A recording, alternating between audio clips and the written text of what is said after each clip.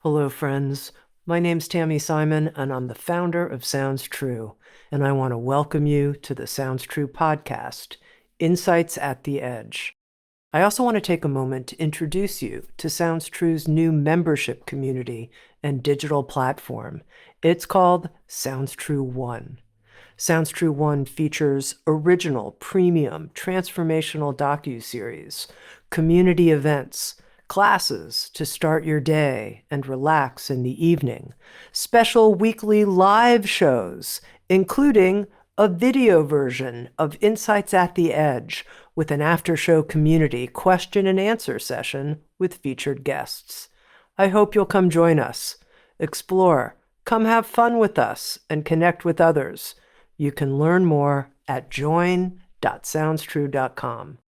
I also want to take a moment and introduce you to the Sounds True Foundation, our nonprofit that creates equitable access to transformational tools and teachings. You can learn more at soundstruefoundation.org. And in advance, thank you for your support. In this episode of Insights at the Edge, my guest is Liz Goldwyn. Liz is an author, filmmaker, and the founder of The Sex Ed, an online community and podcast dedicated to sexual well-being. She's lectured at museums and universities, including UCLA, Yale, the Fashion Institute of Technology, and the Museum of Fine Arts Boston. She's been featured in Vogue, the New York Times, and Elle.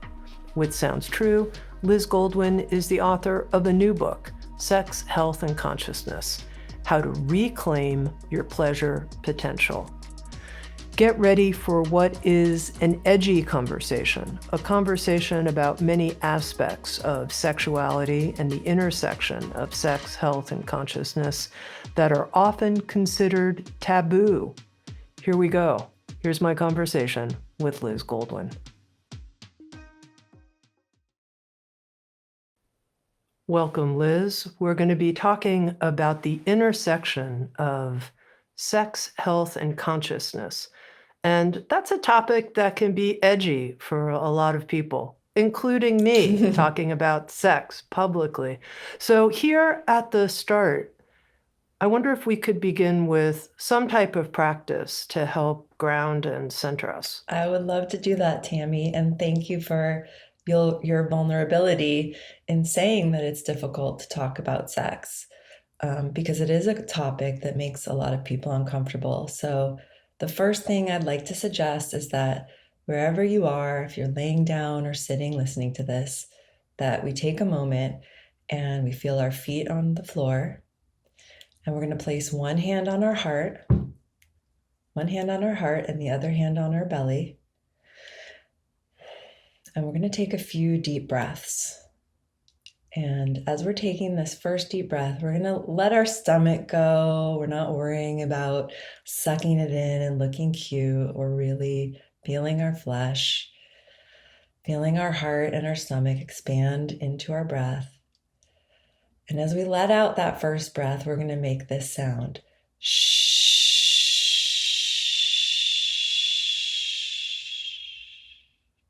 Almost like we're telling our mind and ourself it's okay, like we're a baby.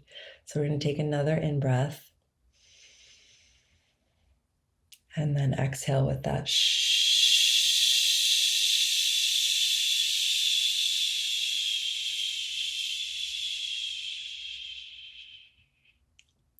And now let's take one more together. And as we exhale that shh, let's feel that breath go all the way out our body, down to the bottom of our feet into the floor. And now let's pause for a moment, and I want you to focus your attention on your genitals. And you may not normally focus your attention on your genitals unless you're in a doctor's office, getting a prostate exam, at a gynecologist's office, or having sex. But in this moment of pausing and centering, I want you to tune into your genitals right at this very moment and just notice how they're feeling.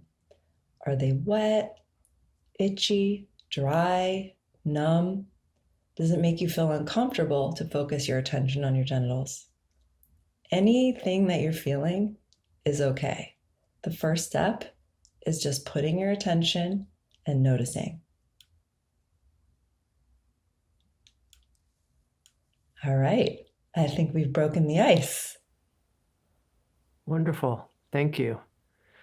Here, right at the beginning, Liz, for people who are being introduced to you for the first time, can you share a little bit about how the whole area of sexual education has been the devotion of your adult life, really? Sure. It's actually started when I was a kid. I was hyper aware of the adults around me being led by this word, sex, which no one would explain to me. But it seemed to me that so much of their decision making process and behaviors were drawn by this word, by the pursuit of it, by shame around it, by fear around it, taboo around it, desire for it. And I didn't really understand why this word seemed to rule everyone around me, and everyone seemed to have such a complicated relationship with it. So when I was a kid, I would steal my dad's Playboys, trying to understand. My mom is very feminist, so she introduced me to that side of the conversation around sex and reproductive health and abortion rights very early. So my first job was actually at Planned Parenthood in a clinic when I was 13. I was a paid intern organizing the media library and answering phones. And from that age, I understood that there needed to be some sort of comprehensive database or place where people could go to find information and ask questions anonymously. So this was pre Google, so you couldn't look up things like, can I get pregnant from anal sex, or how to give a good blowjob, or sort of any of the things that people can turn to the internet now for. We literally had pamphlets, and it was a very small media library. So fast forward to 2008, I bought the domain names for the Sex Ed, my company. And it took me a long time to get this off the ground. Two previous books, both more based around the history of sexuality. First one about the last generation of American burlesque queens, and the last one about sex work in LA in the 1890s. So really focused on, as maybe some would say, the darker side of sexuality, which I felt was very important to explore because so much of the way our culture frames sex is around trauma. And again, fear, shame, taboo, how not to get sex, how not to get pregnant, how not to have an STD, instead of pleasure. And so this book, Sex, Health, and Consciousness, is really bringing sex into the light and how we integrate our sexuality with mindfulness, with consciousness, with our spirituality. Keeping in mind that many of us, most of us, have some darker stories around our relationship with sex, whether that's trauma in the past, whether that's feelings we have about our own bodies, shame around our bodies, things we were told as a child or by society. So it's really time for me, I feel, to bring this work out and to help other people begin to reframe their relationship with sex and be on a path towards more pleasure. Liz, right here at the beginning, if someone's entering this conversation and as they're hearing you, they think, yeah, actually, I do have trauma. I do have shame in relationship to my own sexuality. Maybe I have a sense I haven't been as experimental as I wish. I've been shut down, or maybe this or that harmed me in the past. How can we hold those feelings that are coming up for us as we have this exploration together? Well, I think that the great thing about sex is that we are constantly evolving from the moment we come on this planet until when we leave it. So there's no point in your journey where it's too late, because I get that a lot. I should know this by now. I should have it figured out. I've wasted all this time. I believe if we look at our sexuality like our spirituality, we wouldn't say, oh, my relationship with God or spirit is, I should have done this earlier. Wherever you're at right now is okay. And there is no point on our journey, both with sexuality or spirituality, that everything is healed, right? That it's all gone. We're still going to hold these memories that we have, whether it's shame or fear, they're going to come up sometimes just to remind us of the work to do. There's a point in the book where I talk about the Japanese technique of wabi sabi, which is when there's a broken piece of porcelain or ceramics, filling in the cracks with gold. So it's our scars and our traumas and honoring them that become part of our journey, part of our story. They can actually become beautiful marks of us as the warrior, but we need to be tender and gentle with ourselves, and also communicate more about sex, especially with a partner. If we are carrying some heavy shame or trauma, it's really important that we don't rush through the process of that, in the act of sex, because we're missing an opportunity to transform. Now, you're someone who does a lot of writing and thinking about sex, and you write that as a culture, we need to radically redefine how we think and talk about sex. And I want to understand more what this new radical redefinition is that you're pointing to. What's your new imagining of sex education, if you will, at this time? I think we need to completely burn down the system that we've all been operating under, because it's based on shame and fear and taboo and trauma. It's based on a broken system. It's based on outdated patriarchal white supremacist models of the medical system and scientific study. For example, the father of modern gynecology and the inventor of the speculum used that tool to experiment on enslaved women.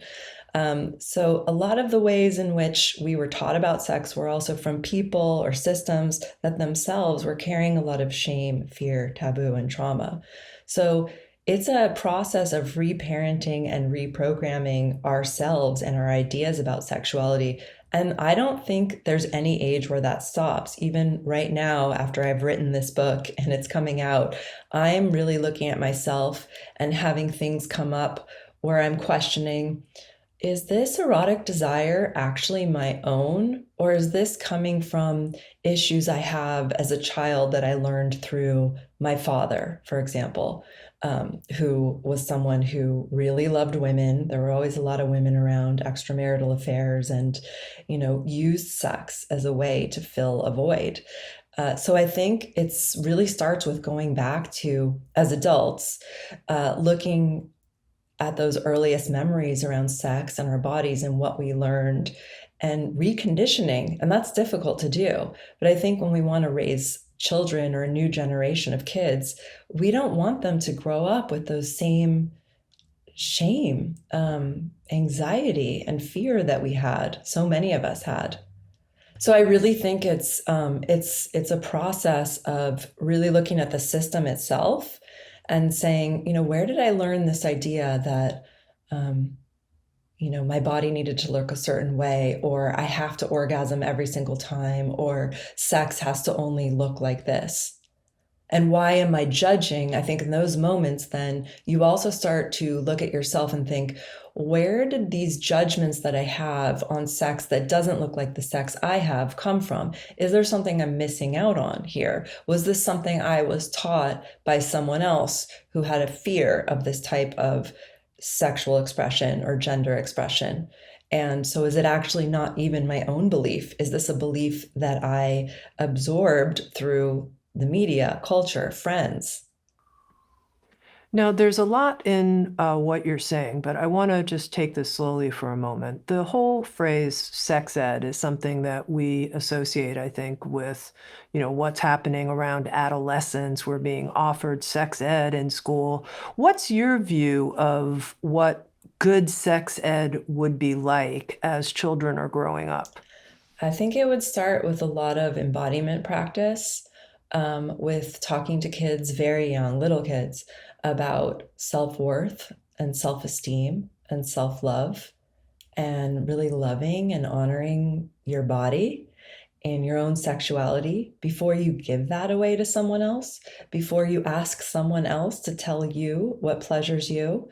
I talk to a lot of parents, and we have a lot of resources on our site, the Sex Ed for Parents, around, because a lot of parents ask, "Oh, when is it the right time to talk to my kids about sex?" As soon as they start asking questions, because we know that gender and sexual identity is pretty well developed by the time a child is 8. And even before that, you know that a kid is touching themselves. So instead of saying, "Don't do that," you can explain that it's healthy and natural and normal to touch yourself. Normal is another word we need to reframe. That it's not something that's, you're not supposed to do. But maybe you don't want to do it in the living room in front of grandma. Maybe that's a private thing for you. And teaching kids agency over their body autonomy, even things like, we used to force children to hug your uncle, kiss your auntie. We can't, that's not giving them agency over their body. Kids are a lot smarter than we give them credit for. They're so intuitive. They're not self-conscious. That's the stuff we beat into them, especially about our bodies and about the way we have sex. So many of the questions I get from people in their 20s, 30s, 40s revolve around insecurities and fear. I heard a question yesterday from a 29-year-old woman who was talking about the way she masturbates. And she said she masturbates on her stomach, and she feels like that's not the right way to masturbate, and she's doing it wrong, and she's ashamed about it. Where did she get this idea that there was a correct way to masturbate? These things start really early. So I think at those very early, tender ages, really teaching us and teaching kids to honor your body. Your body is amazing. Learn what gives you pleasure. Because so much of that exploring pleasure happens, we give the agency to other people, especially young women do this, at 12, 13, when these things are happening in secret, in the dark, without any communication. So if we put some light and openness around it at an earlier age, hopefully we're raising kids and young adults that are feeling really good about their bodies and the way that they give pleasure by the time they reach that age where they're starting to experiment with other people. Now, you write in the book that we need to throw out any invisible barometer of normal, and that our individual relationship to sexuality is as unique as our fingerprint. And it seems to me that this isn't how most of us relate to our own sexuality. Instead, we're comparing ourselves to something or other, some expectation. And I'd love to know more your view of how we get out of that, of comparing ourselves to something like we're supposed to have sex or want to have sex X number of times a week, or else we're repressed or shut down, or whatever it might be about what our actual desires are. Well, you know what happens when you compare? You despair. Compare and despair, baby. So we got to get out of that. Because if I'm looking at you and saying I'm jealous of her life, I want her house, I want her car, it's the same thing as sex. What works for you is not what works for me. We all have to kind of tune into, what's right for us. And that's, I understand, extremely difficult to do, especially with, streaming media, social media, pornography. It can be impossible at times to turn out the noise, but there is no sort of sexual gold standard that we should be measuring up to. And I've interviewed and am friends with some of the top people in the sex work world, in the world. That includes adult performers, dominatrixes, mistresses of the ropes, burlesque queens, strippers, you name it. And sometimes I'll have people tell me who are extremely adventurous, like, for example, Nina Hartley, who has the longest running career of any woman in porn. She actually trained to be a nurse. She's incredibly bright. She should be a sex educator. She's, has been in thruples. She's queer identified. She tells me that she's jealous of my ability to have multiple orgasms. This is a woman who's had more sex than most of us will have in a lifetime. So it doesn't really matter where you're sitting. There's always something to look at someone else and feel, I wish I had that. But there's no right answer. It might be right for you that your libido, and again, we have to remember that our libido is affected by so many things, especially for women: environment, hormonal cycles, whether or not you're on SSRIs or birth control, where you are at your age, at your evolution. All of these things affect our sex drive. So we cannot beat ourselves up if we're not raring to go 24/7. And also, if we're having bad sex, if you're having bad sex 5 times a day, wouldn't you rather have like a mind-blowing orgasm once or twice a week? That said, I do believe that people don't realize that sex is something like any other area of your life that requires discipline and mindfulness. For example, exercise or meditation or your diet. These are things that you understand, we all understand, and we make time to work at, right? I'm learning to surf in the last year. So I know that if I don't practice fairly regularly, I'm not going to be good. I'm not going to get better at paddling and catching the wave. It's the same thing with sex. Especially in a long-term relationship, I think we think that sex is just, if it's good right away, we're just supposed to coast, or that if it's not good right away, that's how it's going to be. Not true. You have to put in the time. I like to tell people sometimes, even, especially in long-term relationships, to send an iCal reminder. And it doesn't have to be sex, which means an orgasm. If we expand what that word means, and especially to include foreplay, kissing, touching, licking, spanking, tickling with a feather, anything you want, role play, dirty talk, sexting, sending a nude, all of it. These are things that you can build into your routine the same way you would if you were training for a marathon, or you wanted to try to set an intention to practice meditation every day. Now, already in our conversation and in the book, Sex, Health, and Consciousness, you bring up and talk about areas of sexual life that personally I found edgy, whether you're talking about porn or bondage. And I wonder how we can approach these topics without judgment. And at the same time, if you have any principles or if you will, codes of conduct that keep people outside of harm, in your view, in their explorations. Well, first, I want to ask you, what came up for you when you say you found it edgy? Was it Oh, uncomfortable? edgy. No, mostly what comes up for me are judgments. Mm-hmm. Judgments that people are using sexuality to avoid certain things, and saying that it's part of their free exploration. So these are just my own judgments, and your work is helping me work through them and question them. And so I'm wondering, like, what do you take as a sort of ethos? This is the sex ed ethos. We don't go outside these lines, but then outside, beyond that, it's a free field. Well, I think we should start with this idea of judgments that you brought up, because it's a really important one, and one I hear over and over again, especially within the field of sex therapy. For example, one of my mentors was the late Dr. Walter Brockelmans, who passed away in his late 80s. He had started the sex and relationship therapy program at UCLA and had been teaching there for over 50 years.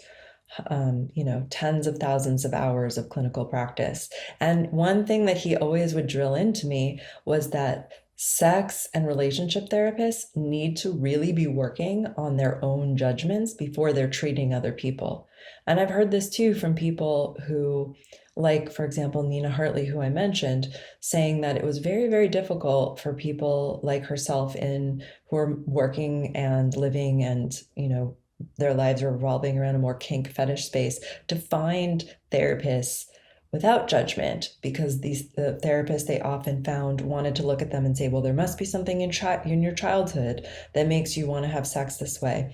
And that's I think where we really need to start, is looking at our own judgments of other people. Why does it bother me so much that you live your life this way? You're not hurting me. You're not hurting yourself. You're not hurting someone else. So why is it incorrect? Almost any kind of sexual behavior that, we might deem edgy has existed since the dawn of time. There's very little new in sex. We're not reinventing the wheel. We may have sex robots now with the advent of, AI and technology, but dildos and stone phalluses have existed in almost every culture in every single time period. So, flogging, spanking, BDSM, this is not new. I think that what's important to remember is that outside of a few really hard no's, which include, very good discussions around consent. So you do not have sex with people without their consent. That includes minors, that includes people who are too drunk to give consent, that includes animals, that includes dead people, because that is, a fetish. There are certain things that are hard no's. But outside of that, if you're not hurting me and you're not hurting someone else, and what you're doing is between two consenting adults, there's actually a lot more dialogue and discussion with people who are in the kink and fetish space, and a lot more that I think can be gleaned and applied to heteronormative so-called vanilla relationships. And one of those things is a concept called aftercare, which I think especially would be helpful for so many young people I know involved in more transactional hookup relationships, or using dating apps or hookup apps. And this idea of aftercare, which comes from kink, fetish, BDSM space, is that after a scene, which is a play scene between two consenting adults, and that can include any number of things, there's a period where both parties need to recalibrate. And we know whether we're having, missionary position sex or oral sex, anything, after the moment of orgasm, it's like a transcendence, right? You feel a little altered. You're in an altered state of consciousness. And if you're in a sort of heavier scene, let's say, that's involving tying up, bondage, or some kind of kink play, that altered state of consciousness is even more heightened. So this period of aftercare, which is discussed in advance, means that both parties help each other come down from this altered state of consciousness and care for each other. That might be as simple as getting someone a drink of water, petting their head, cuddling, wiping them down, whatever it is. Because if that's not discussed in advance, for example, if I was someone who needed a lot of attention post-sex, and you're someone who really feels smothered by that, and we don't talk about that in advance, then when we're done with whatever we're doing, I might feel really rejected and abandoned if you get up and leave. And you might feel really uncomfortable with me needing a degree of attention. So if this concept can be applied in a casual hookup, this has nothing to do with relationship status, or, I'm gonna, wife you up, or any, any of that. Or it's really just, this is what I need to feel okay after I've just exchanged bodily fluids with you. I need a call tomorrow morning. I need a text within 24 hours. Because that's unfortunately not what happens for most people in a casual hookup. But if you're intimate enough to exchange bodily fluids with someone, I think we need to be able to talk about it. And so I think there's a lot that actually we can learn from the kink and fetish spaces, where there is so much discussion around boundaries. There's so much communication. And so I don't think we can, some of these things that we might find edgy actually have a lot to teach us.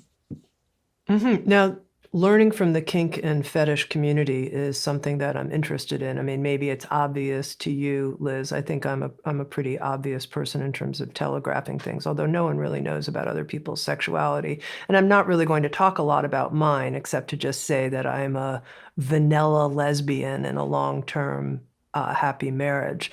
But what I want to understand more about when you say we can learn from kink and fetish communities, tell me more about that in terms of boundaries. You mentioned this aftercare concept. What else?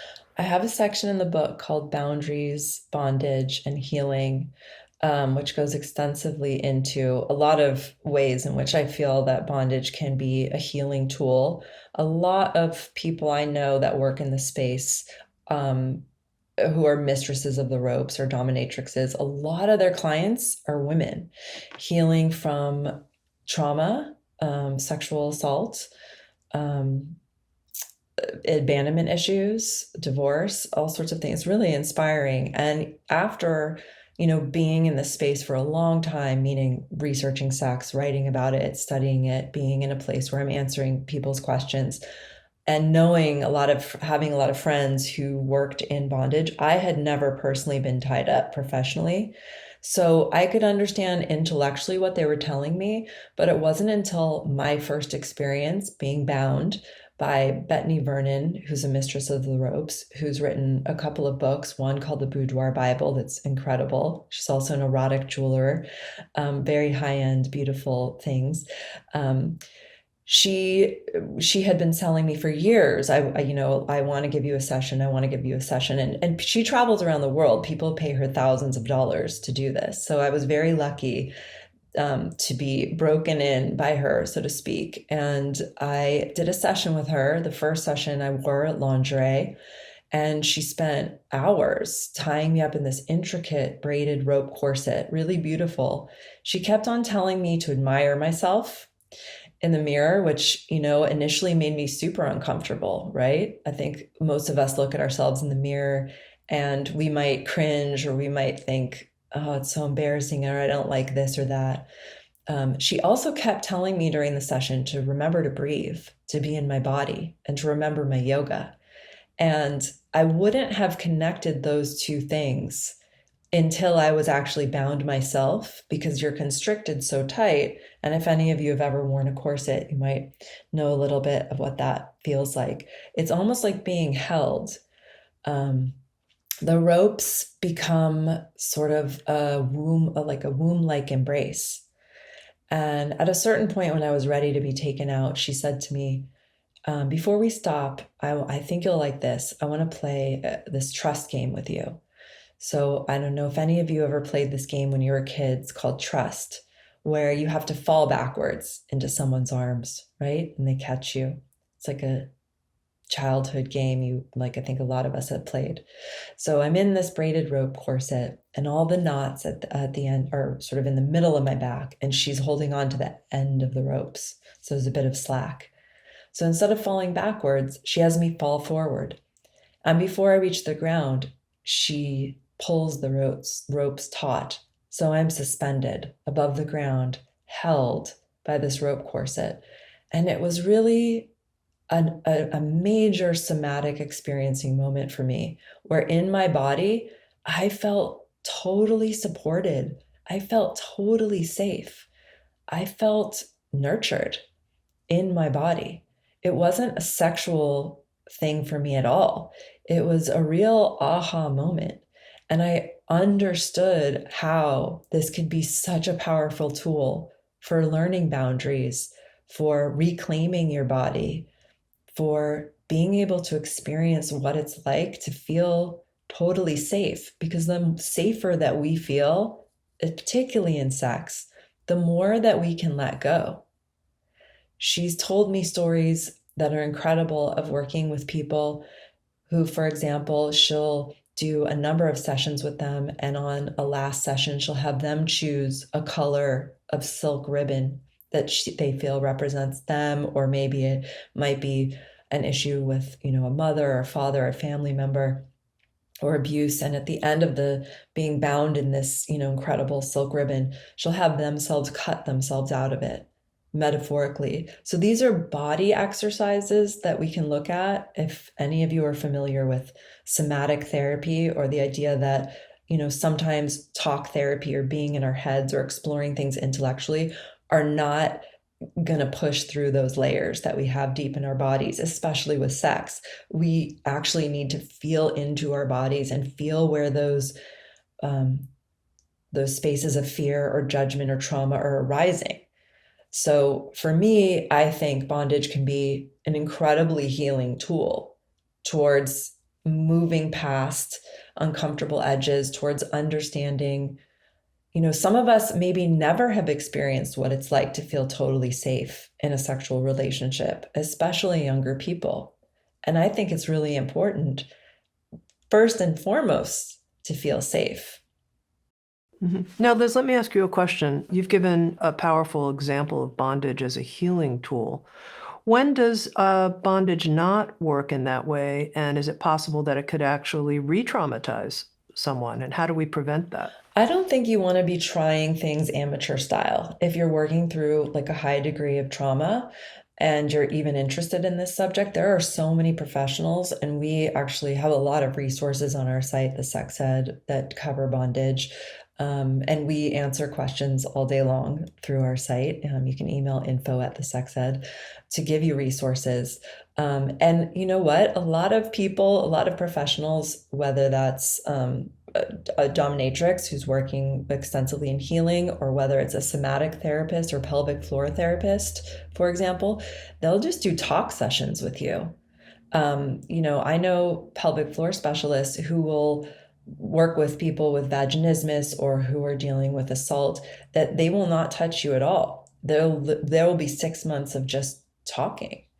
So I think that if you're curious about this, but you're feeling nervous, you need to tune into those feelings and go slow. I'm not suggesting that you have someone inexperienced tie you up. At the same time, if you're interested in this and you want to experiment in the bedroom, you can also start slow by, taking a silk scarf or a necktie.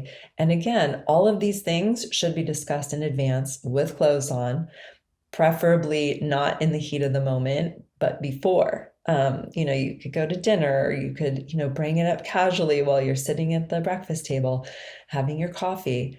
It's important to communicate about these things and again, normalize it. Now, Liz, at the very beginning, I said that you've written about how we need to radically redefine how we think and talk about sex. And I notice there's a part of me that feels like, wow, sex is really private. Here I am, I'm talking about myself, and you're sharing your own stories here in this public forum. And I'm curious what you think about that. Well, I'm of two minds because you're not really telling me much, and I'm not actually telling No, you and much, right? We're talking about it in service. I don't want to tell you much. And It's part of the reason I'm asking this but I question. don't, I have a podcast called The Sex Ed, and I interview tons of people on it, ranging from, thought leaders and sexperts to celebrities. And I'm not interested in what your sex life is right now, unless that's something that you want to share. It's really about those edges that you're coming up against. Like, we're talking about judgment, or we're talking about reframing things, or I do think it's important to normalize our experiences. And I think that talking about things that maybe have happened to us in our past are really helpful, so other people don't feel so alone. I don't share my personal sex life now, but that's also something that I don't really do that in my private life, because that's something for me. But, if things have happened in the past and I think they're helpful to share in the service of a larger story, then I will share them. And that's where I'm at. Other people share a lot more than I do, and that's okay for them. And that's, again, giving space for people to be where they're at. One thing I talk about in the book, and I find this is particularly in heterosexual couples of a certain age, is that they'll be obsessively asking about other people's sex lives. And it always makes me think, they're not having a satisfactory sex life at home. They're trying to live vicariously. And I don't think it's okay to pry into other people's sex lives, again, without consent, for your own titillation. I think when you find yourself wanting to do that, you really want to look at yourself and think, what am I missing out on? Why am I so concerned about what they're doing? So I think it's a balance, but I think sex is something that, in so much of the way we look at sex now, again, social media, pornography, it has become public. So if we don't have the tools to talk about it, we're just letting that technology and that pornography overtake us. We're not using, logic or intelligence to decipher that it's not real, that it's performance. And we can get really Mm-hmm. tripped up into thinking that that's how our sex lives should be. Now, one of the things you mentioned, and you also write about it in Sex, Health, and Consciousness, is this notion that we can use sex to fill a void. And I'm curious what kind of discernment we can use. When is sex like, this is just pleasure, this is enjoyment, this is what I want right now? And when is it, oh, I'm actually avoiding something, I'm avoiding some void in my life, and sex is kind of making up for some emptiness, I feel. I think most of us and most of our culture, most of the time, are using sex to fill a void, which is why we're not bringing up that energy into our, higher chakras or the realm of consciousness. And I think we can look at it the same way we would with like food, drugs, alcohol, reality TV.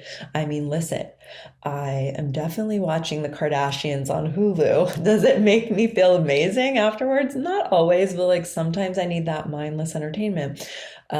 I talk in the book about how I have this habit of rolling tobacco with cannabis, even though I ostensibly quit smoking at like 19. It's just like this thing that when I get anxious, it's like this habit I have, or, um, you know, eating chocolate bars in a row when I'm watching political debates because I get anxiety.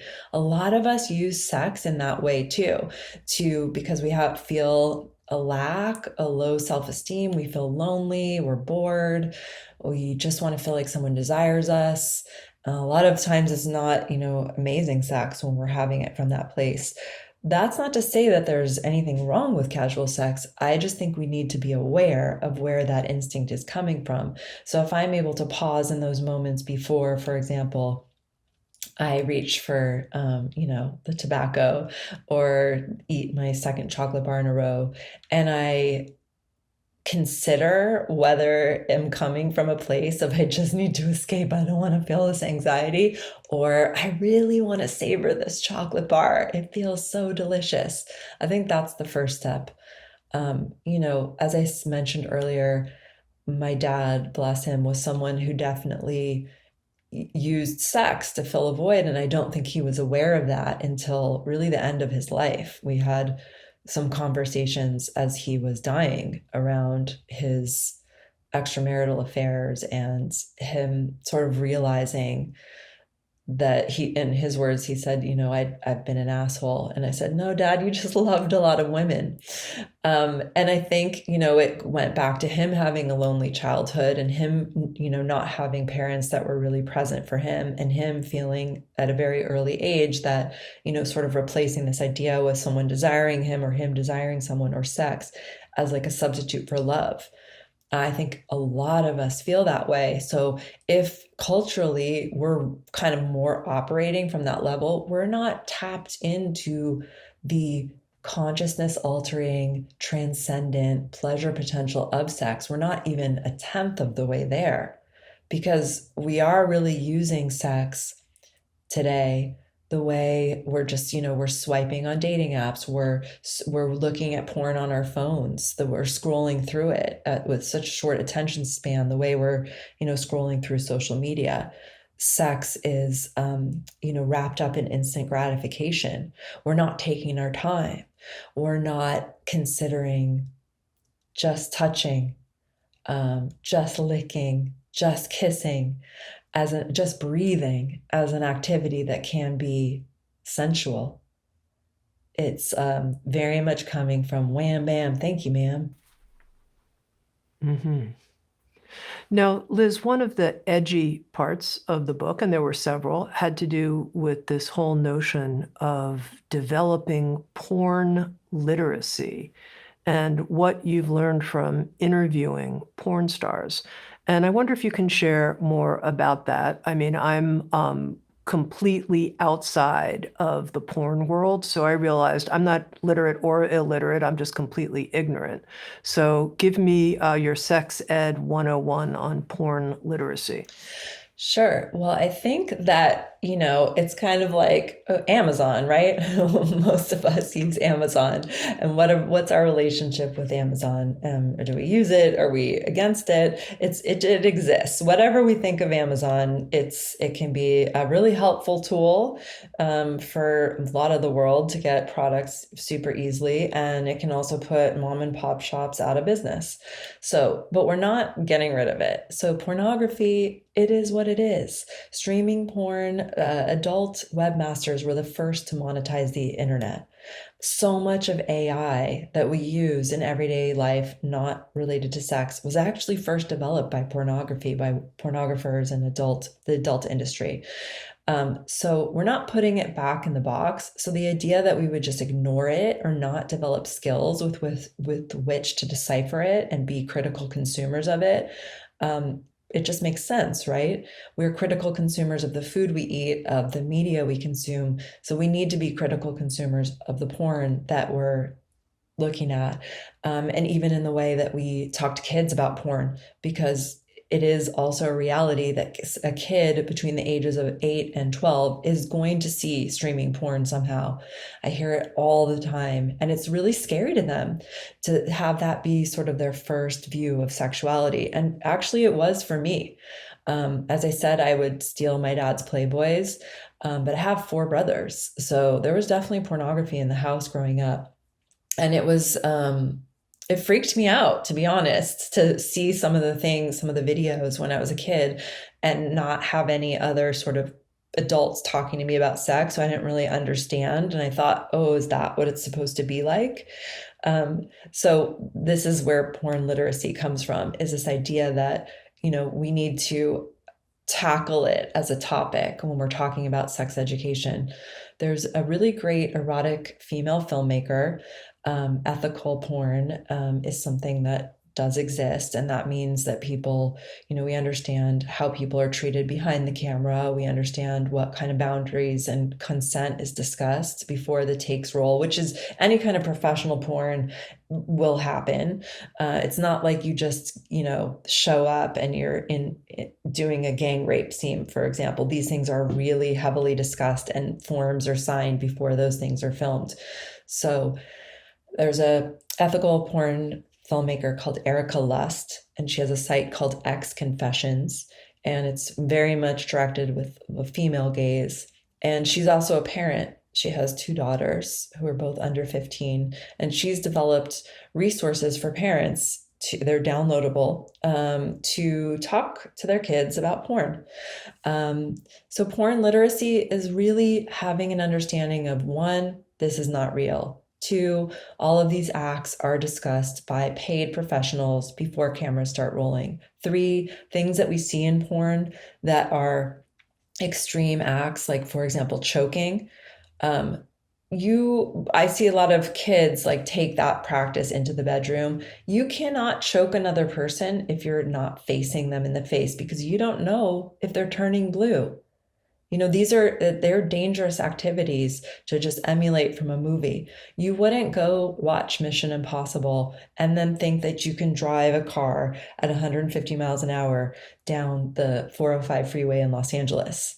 So why would you think that you can, watch a porn and then you're supposed to get hard and stay hard? You're supposed to squirt. But with porn, because it is so intimate and because we don't talk about it, it's like we develop these insecurities. And I think especially for men, there's so much performance anxiety that has grown along the rise of streaming porn. There's so many, the cases of erectile dysfunction and ejaculatory disorder has totally spiked in correspondence when we look at studies with the rise of streaming porn. So porn literacy is exactly what we're doing right now, is having this conversation and deconstructing it. So it's not this elusive, mysterious thing that we're supposed to emulate. Yeah, you write that each culture gets the pornography it deserves. Do you have a vision of what consciousness infused culture would generate as pornography? That's actually a quote from Nina Hartley, who I've mentioned twice already, and who's amazing, and who also wrote a book called Nina Hartley's Total Guide to Sex, which I highly recommend because she, again, and she trained as a nurse. She came up in the sort of radical feminist movement in the 1970s in Berkeley. She's a really interesting woman, and her book Total Guide to Sex breaks down a lot of, extreme practices in real layman's terms, which I think is great for people who are interested in things like swinging or consensual non-monogamy. What would our porn look like? I mean, there are a lot of sites that call themselves ethical porn.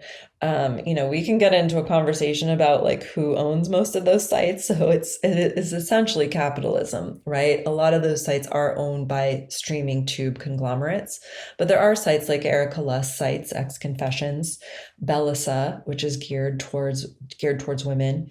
I don't think we're at that place of consciousness raising porn quite yet. I think that the more that we start to incorporate mindfulness practices, breath work, meditation even into our concept of sexuality, maybe the closer that we can get to that. That said, sex is the oldest profession. Sex is a basic human desire. Fantasies take all forms and shapes, and a lot of what we think or what we eroticize might not be things that we actually act upon, and that's okay. I think it's healthy to have those fantasies, and I think porn can be a very useful tool for people that are exploring their sexuality or might want to try something new. I think it can be extremely helpful. I don't think it's a black and white issue. I think it's us coming from a place of consciousness and mindfulness approaching that topic. Mm-hmm. Now, at the very beginning of our conversation, Liz, you led us in a breathing practice where we became aware of our genitals and brought breath and attention to our genitals. And in Sex, Health, and Consciousness, you take this even further and you introduce people to something that you call stage 1 of orgasm breathing. And I wonder, would you be willing to share with us how we do that practice, and can we do it? Can we do it right here, right now? Sure. I'll walk you through a short stage 1 of orgasm breathing meditation. And if you're interested, we have a 15-minute podcast called Orgasm Breathing on the Sex Ed, wherever you stream podcasts, Spotify, Apple, you can find it.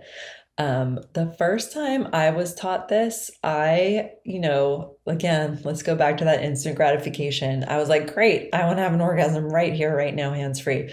And, like anything else, practice makes perfect. So it took me a while to get to that place. So I am not promising in this, very short intro I'm going to give you that you're going to have an orgasm. But these are the tools. These are the basics. This is truly insights at the edge here. Yeah, go We're ahead. at the edge, Tammy. But there's the late great Betty Dodson would actually lead groups of women in group orgasm sessions and give them Hitachi Magic Wand vibrators to get in touch with their sexuality. These are not new concepts. I'm not reinventing the wheel here. The basics of orgasm breathing go back to ancient Sanskrit texts and Tantra. So we're going to put our feet on the floor like we did before, although you can practice this lying down. And we're going to bring our attention once again to our genitals. And we are going to practice our pelvic floor squeezes first. So everyone has a pelvic floor. It doesn't matter what kind of genitalia you have. You have a vulva, you have a penis. You have a pelvic floor muscle. It's those muscles that you use when you're stopping pee. So everyone pretend like you're stopping pee for a moment and locate those muscles. These muscles, exercising them responsibly, can help aid in incontinence as we get older. They can give us really intense orgasms as well, that exercising those muscles. They can help with elasticity of the vulva. Okay, so we've located our pelvic floor muscles and everyone's doing those squeezes like we're stopping the pee. So the second step is our breath. And what we're going to do is as we breathe in from the very bottom, imagine your perineum or your pelvic floor muscles as you're taking in breath from those muscles, and that you're going to begin to squeeze them as you breathe in slowly, as if you're sucking in breath from a straw. So it sounds like this.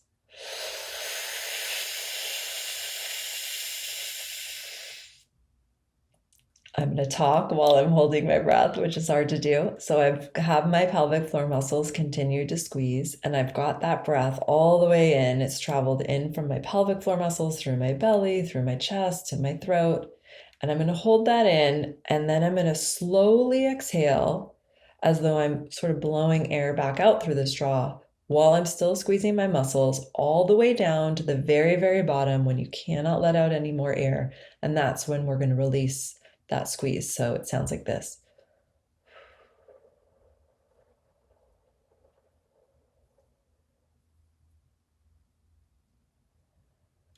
So let's try that a few times together.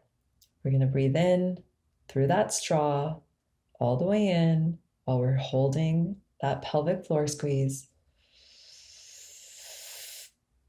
And then we're going to breathe out. We're still squeezing. Still squeezing, still squeezing, still squeezing. And you'll notice if you start to let that squeeze go, might be a good time to continue to exercise those muscles a little more just when you're standing in line at the grocery store. You're breathing all the way out, and then you release the breath and the pelvic floor muscles at the same time. Now I'm going to ask you again, how do your genitals feel? They feel a little bit different because now you've brought muscle control and breath into that area. So there's even more attention physically. They might be tingling a little bit. They might have a change in sensation. These are all things we want to notice. So this particular breath and muscle control combination, you can practice that on your own. And the better that you get at it, the more fully and deeply you embody into that practice, you can actually bring yourself to orgasm hands-free. Now, again, you can be like me if you want, but I expected it to happen right away. It definitely took some practice, but it was a good lesson for me in also taking time for myself to really explore my sexuality without a partner, something that I definitely didn't do when I was a teenager and first experimenting sexually, was taking myself on a date, setting the mood, lighting candles, really getting into it and being like, I'm going to be intentional with myself. I'm going to really practice this breath and pay attention to my genitals and work on bringing myself to orgasm hands-free. And once I got to the place where I could do that, then I brought it into partnered sex. And it was a total game changer because then all of a sudden you're in your body, you're very much in the present moment. You're taking a deep breath into those spaces where you feel anxiety or fear and uncomfortable, and you're able to stop and be present with yourself and notice, does this feel right? Does the situation I'm in feeling right? Do I want to have sex right now? Do I want to have sex with this person? Am I truly in my body? And it's quite simple, right? Because your breath is free and your pelvic floor muscles are free. You have total control of them. You can do this exercise anytime. No one has to know what you're doing. As I said, you can practice your pelvic floor squeezes in line at the grocery store, sitting in your car, sitting at your desk, on a Zoom, on a podcast. I'm doing it right now. And Liz, have you found that this orgasm breathing hands-free works equally well for men as for women? Oh, definitely. I actually taught it to, I've taught it in my personal life. And my last relationship was not into spirituality at all, but he got super into breath work with me and this breathing, and even got into Kundalini yoga with me because he really liked the way that it made him feel physically, mentally, and the sex was amazing because we were, again, this is a very the basis of ancient practice. When people ask about tantra, it really, a lot of it besides a spiritual practice, is about breath and muscle control. So it doesn't matter how you identify. Sure. It doesn't matter. It's not for any particular gender or sexual orientation. Anyone can do this. Now, you also write about how we can infuse our orgasm with intention and have a type of empowered orgasm. Can you share some about that? Sure. So the same way that we might have an altar or light a candle in a church or a temple, or wish on a star. And we can look at those things as a form of intention or energy. Our orgasm itself is very powerful energy. Sexual energy is life force energy. It's your mana, your prana, your ki. It's extremely powerful. It's creative energy, and we can harness it. So this idea of an intentional orgasm, let's take if you're just solo, for example, masturbating. You can focus your mind on a color in that orgasm, on the same way that maybe if you've done any breathwork practice or meditation practice, maybe you are visualizing colors, or you're thinking of an intention. It could be, even with the orgasm, it could be, I really want this job, or I want to improve my life in this way. You can have a specific, goal in mind, because that energy is powerful and it's yours. It's yours. It belongs to you. You can direct it however you want. So it is literally setting an intention with that orgasm. Liz, I would say that this podcast has really delivered on the promise of being insights at the edge. I want to thank you so much for your work with the Sex Ed, an online community dedicated to sexual well-being, and also the writing of the new book, Sex, Health, and Consciousness. And as we end here, just one final question for you to comment on. You write that pleasure is an essential right now as each of us face another decade of political, social, personal unrest, and climate change. And we are at such a challenging time right now. How do you see this work of sex, health, and consciousness and the intersection being critical right now at this time in our collective life? I think wherever we can find space for joy, for pleasure, for love is so essential right now, because we are living in such high states of stress, politically, environmentally, socially, that any moments that we can tune into pleasure, that we can tune into love, that we can tune into joy, that we can find those small moments for ourselves in our relationships with other people, empowers us to keep going, to keep fighting for the world that we want to live in, to change the system, to live in a more radically empathetic, loving, consciousness-based society. And I don't want to get dragged under by all the fear and trauma that we're living in. And I don't think most of your listeners do either. And it can be very easy to get stuck in that, especially in the last, 5 or 6 years. It seems like everything is speeding up so much. But if you are listening to this podcast, and if you are buying self-help spirituality books, I think that you believe that there's another way, that there's another path, and that that's what you want to hold on to. And your pleasure is your birthright, your sexuality, your sexual energy, whether or not that's with another person or just, manifesting that and harnessing that for yourself is an essential part of it. And love is, to sound hippy dippy acid trippy for a moment, it is the highest vibration. And love is the opposite end of hate. So as much as we can remember that and find those small moments, remember that these things are free and they're available to all of us, no matter our socioeconomic strata, the color of our skin, what our body looks like, how we identify in terms of gender or sexual orientation, and try to operate from that place as a human being, create more spaces to empathize with each other, then the more we can grow and evolve as human beings and evolve this species that in this time frame that we're living in. I've been speaking with Liz Goldwyn, founder of the Sex Ed and author of the new book, Sex, Health, and Consciousness. And if you'd like to watch Insights at the Edge on video and participate in after-the-show Q&A conversations with featured presenters and have the chance to ask your questions, come join us on Sounds True One, a new membership community that features premium shows, live classes, and community events. Let's learn and grow together. Come join us at join.soundstrue.com. Sounds True, waking up the world.